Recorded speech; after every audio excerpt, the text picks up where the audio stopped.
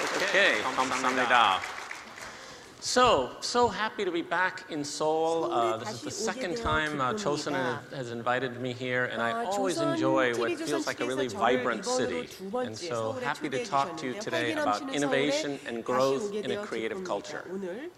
And this thing about working in the creative parts of business, it hasn't always been so much fun.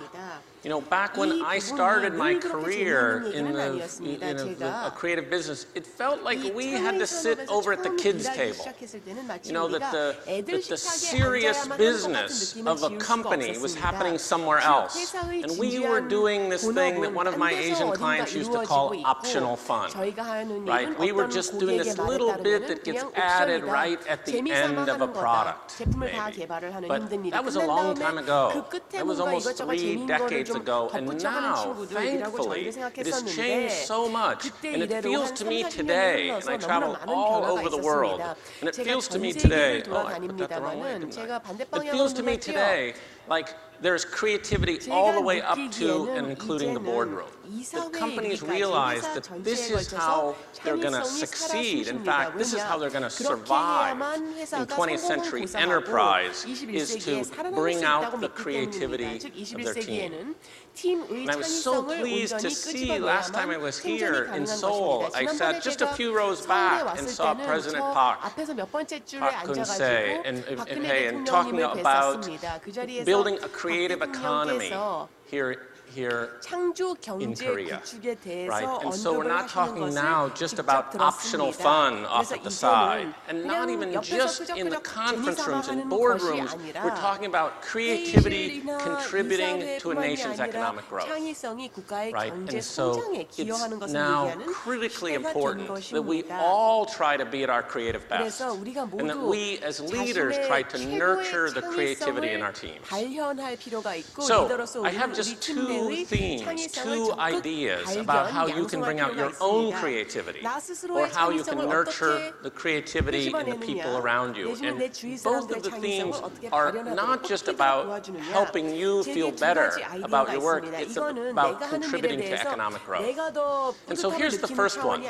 We've discovered from working with thousands of clients all over the world in the last 30 years that when you go out looking for sources of creativity, when you go out looking for inspiration about what to create next in the world, it really helps if you can think like a traveler. What I mean by that is, remember last time you went to a new city, right? Maybe somewhere in a distant part of Korea, or maybe somewhere overseas.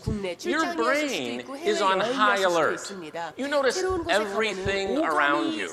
You're very, very observant when you're in a foreign city, and you notice everything. How do they pay for a meal? How do you check into a hotel? How do the people get into their cars? You notice every little thing about what happens when you're in a foreign place. And so here's the thing. You can use that same exact part of your brain when you're back here at home. If you keep your brain on that traveler mode, you will notice things. You will notice opportunities hidden in plain sight that give you insights you can use for innovation. I'll give you just a quick example of this thinking like a traveler. So I travel all over the world, as I said, and I spend a lot of time in Japan. And there is a train station in Tokyo. It's called the Shinjuku Station, that is the busiest train station in the world. 3.4 million people pass through that station every day. But when you're looking for inspiration, when you've got your brain on high alert and you're looking for new ideas, we tend not to look at the millions. We look at the ones. We look at the individuals. We look at small surprises we see in our environment. We try to ask ourselves, can I do something with that idea? Right? So I was standing on the platform in the Shinjuku Station, and I happened to notice, I was with a colleague of mine, Kara Johnson from IDEO, and we just happened to notice this young lady standing in front of us, waiting for the train. And if I zoom in a little bit, you'll notice what we noticed that day in Tokyo, which is her shoes don't match. And so the trains come very often in Tokyo, so we got about 3 minutes to figure this out. And so Kara and I go into brainstorming mode. What are we seeing? So theory number one is this young lady has a pair of shoes almost exactly like that at home. Of course, with the orange shoe on the right-hand side, right? Theory number two is this young lady has a girlfriend with the same shoe size, right? And they've been trading shoes off and on maybe for years. But theory number three that day in Tokyo, the most interesting of the three theories was maybe there's an opportunity, right? Maybe there's a profit opportunity for a shoe wear manufacturer or a footwear retailer to sell mismatched footwear. Crazy idea, right? Crazy. But when you see these surprises in the world, when you're thinking like a traveler and just looking for interesting things in your environment, when you see a small surprise, let it live just for a minute. Just ask yourself the question, could I do something with this idea and this crazy idea of the mismatched footwear? Maybe you'll give it a little more credibility if I tell you, I'm not sure you'll be able to see this, if I tell you that I buy all of my socks from a company that will not sell you a matched pair. In fact, if you want your socks to match, mine do match today, if you can see that one. My socks match, but the only reason my socks match is I bought 2 sets of these 3 unmatched socks, and then I put them together, and then I had 3 pairs. And this little company, by the way, is growing tremendously. Very, very successful company. They have a flagship store on 5th Avenue in New York City, which is the most prestigious retail address in America. Right? They're in all the Disney stores now. They're in the airport stores. They have a very robust online sales. Right? With this idea, with the mismatched footwear idea. The company is actually called Little Mismatched. I am not their main target market, but they do sell socks to men. Right? And the founder of the company, Jonah Staw from Berkeley, California, says, you know, it's not that hard. He says, you want to create something, he says, just look at your end user, think about what would make their life, their experience better, more unique, more pleasurable, and then work backwards. And so this is what you should be doing every day. You should be thinking about the people you care about, whether it's an external customer or someone in an internal team that you are serving, and just think about how could I make their experience better. Right? If you think about what would make their experience better, and then think backwards to what can I do about it. That's your clue. Right? And so this thinking like a traveler, sure, of course do it when you travel overseas. But then bring that idea home, right? Look at your current business, look at your office space, look at the way that your business process works, and look for opportunities that you can do things a little bit differently. So that's the first idea, think like a traveler. And here's the second one. It's about learning through prototyping and experimentation. And it's easy to say experimentation, but the hard part of experimentation is the failure part. Experiments do not always succeed. And this is why it's really important to tell your boss, tell your colleague, this is an experiment. Because when the experiment fails, it's not a failure for you. It's expected. Experiments sometimes fail. So what you want to do is you want to be the kind of person, you want to be the kind of organization that does lots and lots of experiments. But if you can do a lot of experiments, they better be quick and they better be cheap. Right? We talk about failure in the Silicon Valley and we say fail faster. What we mean by fail faster is make your failures quick and cheap and early in the process. Because when you come to market, you can't be failing that, right? You want to have your failures behind the scenes, before your idea comes out in the world. And so, an example of that from my experience, I wrote a book called Creative Confidence, and I interviewed 100 people in the book, and these were 2 of the guys that I interviewed. very young guys, Stanford students, Ankit and Akshay, and theirs was a story about experimentation. They took a course at Stanford University, 10-week course, and you have to, in the process of taking that course, you have to start a company. And it's not just a company on paper, you got to have customers by week 5. Halfway through the course, you got to have customers. And so they start their little business, and you know, week 5, you can't be building any jet aircraft, right? It's got to be something pretty simple. And so Ankit and Akshay decide they're going to do something for the Apple iPad, which was brand new back when they were taking that course, right? And so they created something, they decided to create something that didn't even have a name back then. Now we call it a news aggregator. It's where you bring news from many different sources and display it on a single screen. And they start with nothing. They have two tablets, right? They have 2 iPads, and they sit in a cafe. They don't have anywhere else to work. They've got these little tiny apartments. In the Silicon Valley, we like to start our businesses in garages. They don't even have a garage, right? And so they set up their business in a coffee shop on the main street of town. They're in that coffee shop 10 hours a day. Ankit says to me, you know, Tom, we're not allowed back in there. I believe it, because 10 hours a day, they're taking up a table in that coffee shop, right? But then they begin, and they begin experimenting at a very fast pace.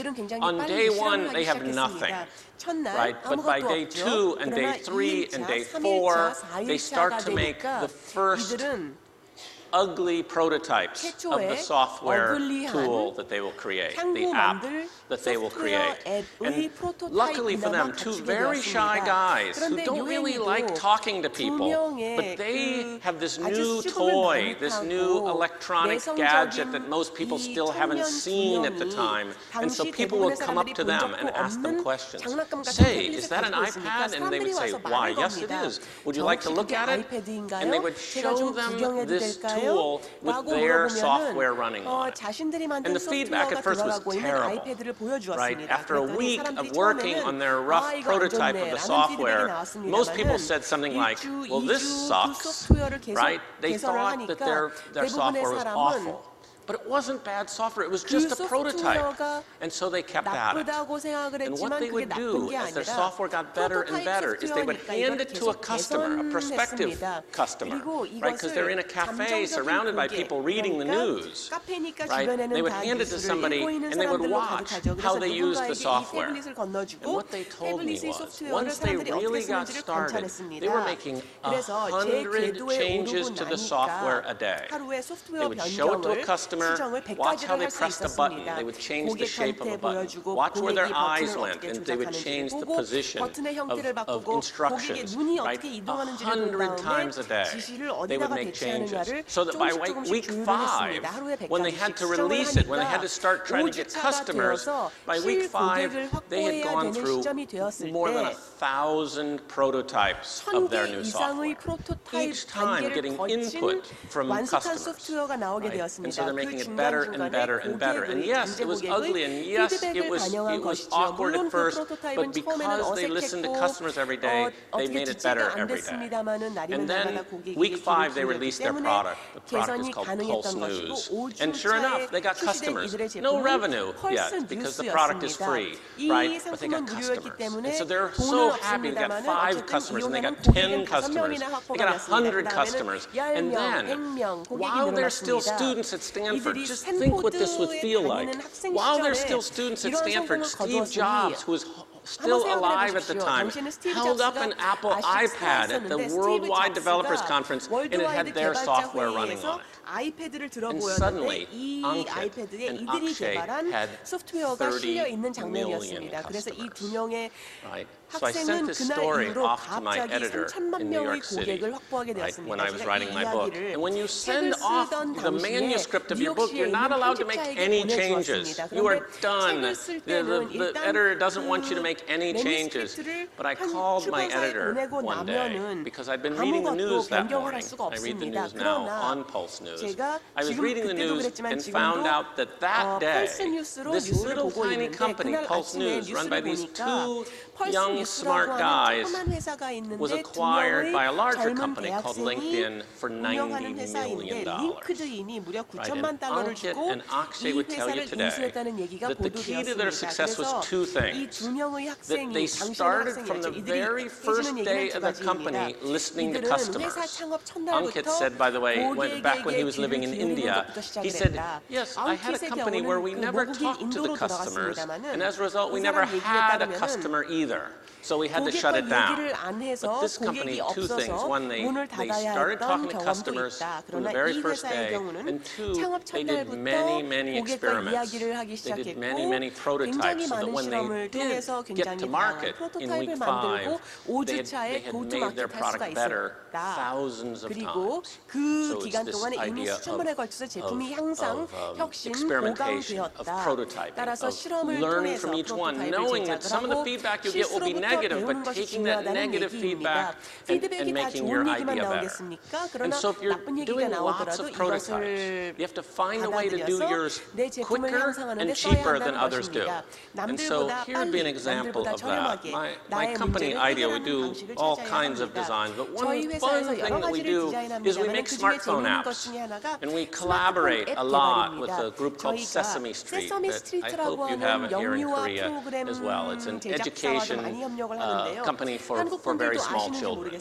Right? And in Sesame3, the character that the youngest children like is called Elmo. And so we're making an app, a smartphone app, and it's called Elmo's Monster Maker, in which Elmo helps you make a new monster.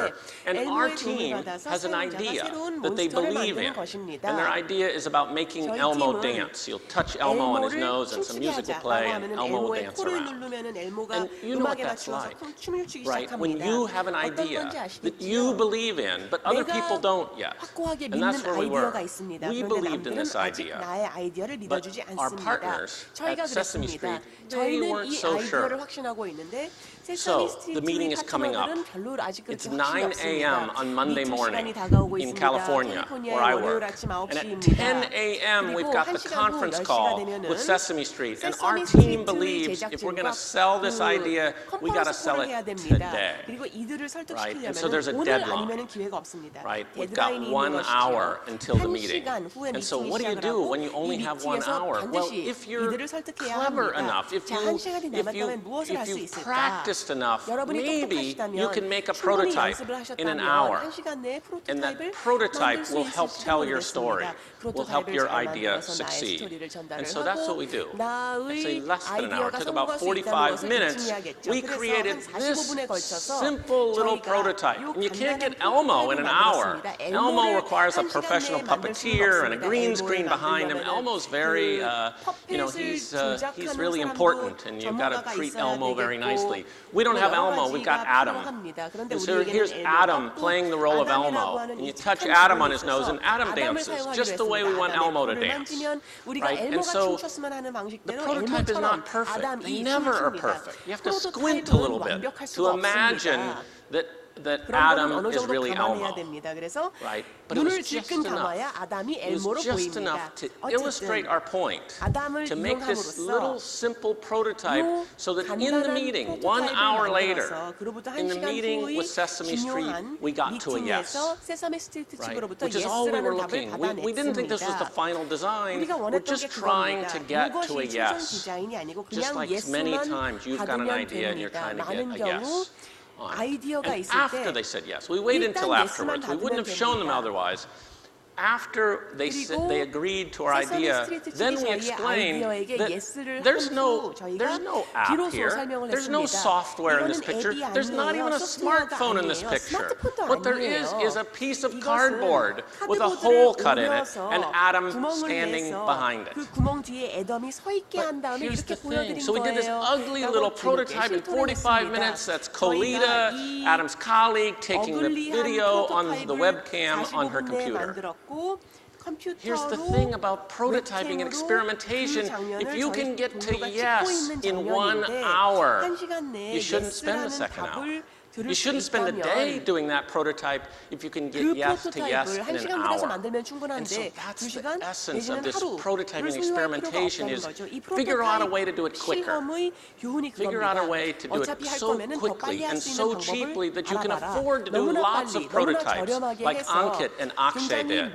They did all of those thousands of prototypes in 5 weeks so that when they came to market, they had a great product. Right? And this is not just about research and development, it's about any idea that you're trying to bring out into the world. It's about prototyping it and getting feedback over and over again until you're ready to go. You fail early, you fail often, but then you succeed when you come to market. Right. So, just two simple ideas. Want to increase your creativity? First, think like a traveler. Take that part of your brain that is on high alert when you're traveling and bring it back home with you. And look at your world around you in the same way here, right here in Seoul, that you look at other places when you travel. And second, learn through prototyping experimentation, even if there's failure involved. Have the small failures, have the behind-the-scenes failures, have the cheap failures. And that's how you get to success. You take those two ideas to heart. Nurture those two ideas. Go a long way towards building and reinforcing your own unique creative culture. 창의적인 문화를 만드는 데 상당히 큰 기여가 될 거라고 믿습니다. 감사합니다.